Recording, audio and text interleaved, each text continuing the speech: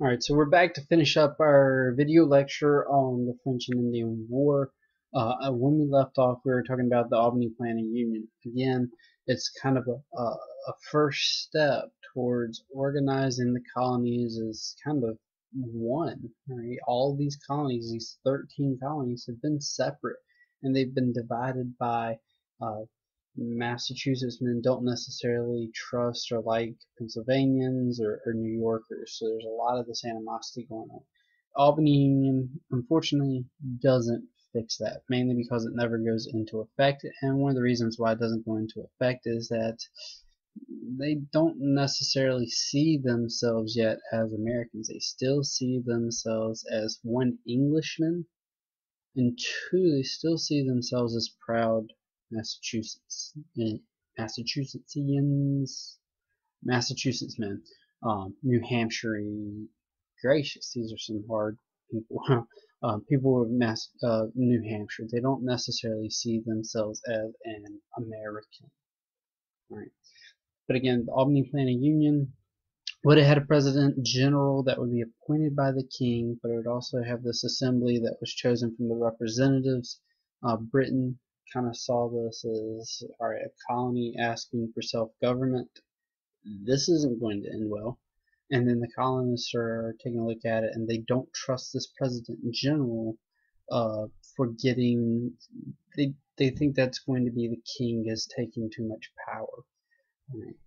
So there's a lot of distrust with the Albany Plan Union. Even though Ben Franklin thinks that this is going to be a really good idea, it doesn't go into effect. Alright, William Pitt is going to be the person that changes this war more than anybody else.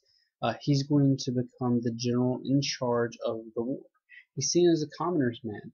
Later, he's going to go against the wishes of King George II, and it's going to lead to a lot of animosity between the two, especially when William Pitt becomes the prime minister and the leader of parliament. So yeah, but he's kind of seen as a commoner's man, and especially with the Americans, kind of seeing somebody closer to what they want than England. He's also going to change strategy. Up to this point, Britain has been more concerned about fighting the French in the um, the Caribbean. They haven't been concentrating on the new France colonies. As I try to get this title right.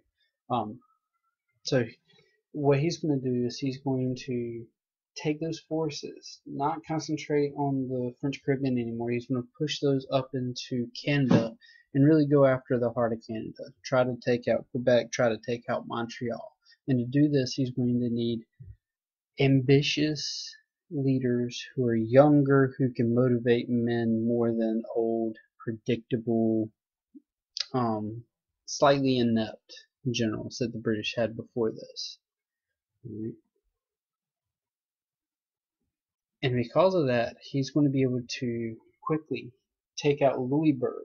Louisburg was and I need to make this title where you can actually see it. Louisburg is on the coast up there towards Nova Scotia. It was this citadel. It was this very strong fortress that the French thought would never fall. Yeah, it did. And it fell pretty quickly.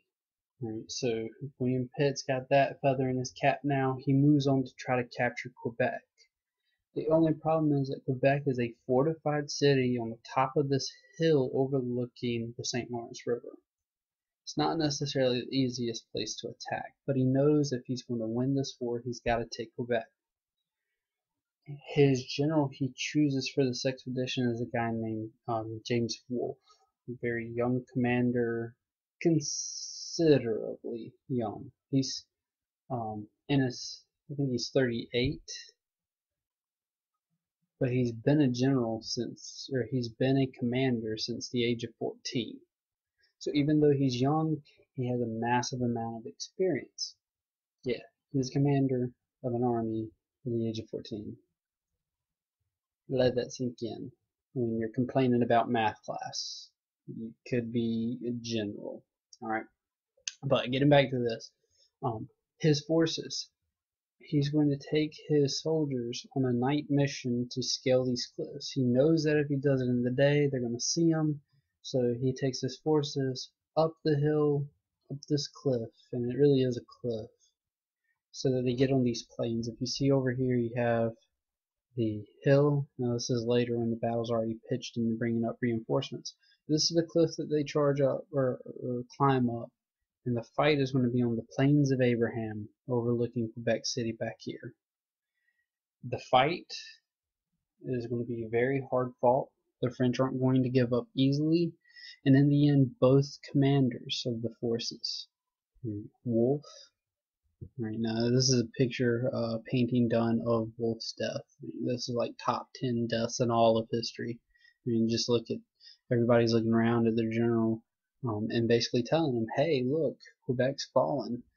And then you got this Indian right here that's kind of like, oh, you're dying? Okay, let's watch this.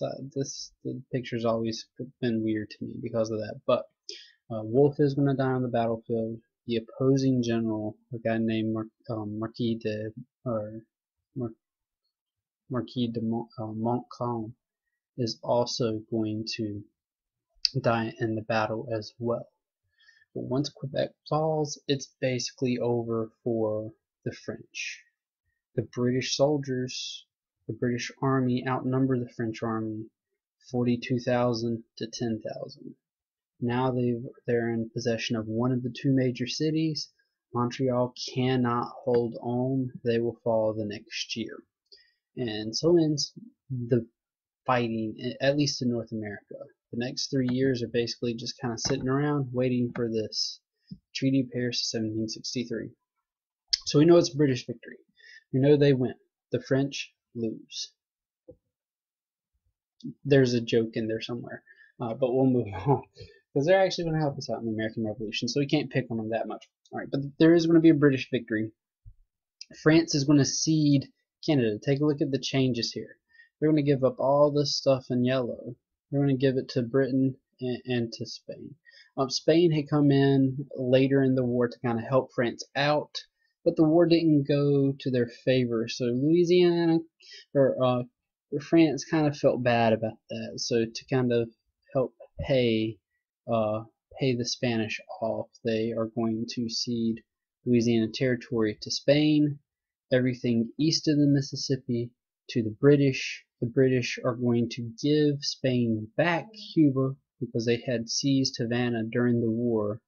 Spain, in return for that, is going to give Britain Florida, and France is going to keep their one little part of an island in Saint Domingue, or Haiti, as we'll call it today. That's it. That's all they got. Their entire empire has been reduced to Santo Domingo. But if you gotta have one island, that's not necessarily a bad island to have. It's going to be rich in sugar. It's going to bring a lot of profit to the French. So don't cry for France or in Argentina either. All right. However, after the war is essentially over, the natives see the handwriting on the wall. They're champions. The people that are going to help protect them, they've been kicked off the continent. They're gone. They can't look to their French fathers anymore to help them out and get supplies and to get weapons, to get ammunition. So they have to stand up to the English alone, and they're not going to be able to do it as individual tribes. So Pontiac is going to be a chief. I'm trying to remember the exact tribe he's going to be a part of. He's going to get a pan-nativist movement going on. There's somewhere in the area about 15 different tribes that he's going to get into one army, and they're going to start to raid British settlements. They're going to fight Britain to a standstill. It's not like the natives are really peeling back English settlement, but they're able to thwart the British. The British are just getting annoyed to where Britain sees the handwriting on the wall as well. They know if they continue fighting against the natives, it's going to be more expensive and more expensive and more expensive. It's just going to drain them dry. So they need to come up with a plan. And this is where we have the proclamation, as I move the title again. The Proclamation of 1763. Now, all this was about anyway is this is where all those native groups are living. The Shawnee, the Iroquois are up here, the Huron up in there. They want to make sure that those native wars don't start again. And they know those native wars will start as soon as these people from Pennsylvania, Virginia, North Carolina, New York start moving a little bit further to the west past the Appalachian Mountains. So to prevent those expensive wars from happening, they're going to come up, Parliament passes a law saying that there will be no English settlement west of the Appalachian Mountains. Now, to the English colonists, right, this makes no sense. The entire reason the war was fought in the first place was for this area, and now you're telling me that my son, my cousin, my brother, my neighbors fought and died with Indian hatchets in their heads for absolutely nothing? That's kind of a hard thing to explain to the Americans. So, in true rebellious style, we completely ignore it. Right. We're going to move west anyway. This is a picture of Daniel Boone leading people through the Cumberland Gap here in Kentucky, Virginia area, across that line into Indian Territory before Britain says it's okay to. So we've got a few things going on here. One, this is a world war that is started by colonial ambitions. Britain didn't start this war. Colonies did. So that's going to be a big thing going forward, because that's who started this war, it's the colonies. Two, massive changes as far as the geography is concerned. Britain comes out stronger as far as territory, but they're having the money drained out of them by this war. Right? They've got a debt. Plus, if you're taking a look at borrowing money, Britain's kind of been at war with everybody, so nobody is really kind of keen on helping them out and floating them along. So they've got to figure out some way of recouping this money pretty quickly. And three, Americans are now starting to see themselves as kind of separate from Britain. They still see themselves as Englishmen, but there's something a little different about them. They're not necessarily somebody from London. All right, and we'll pick up from this later.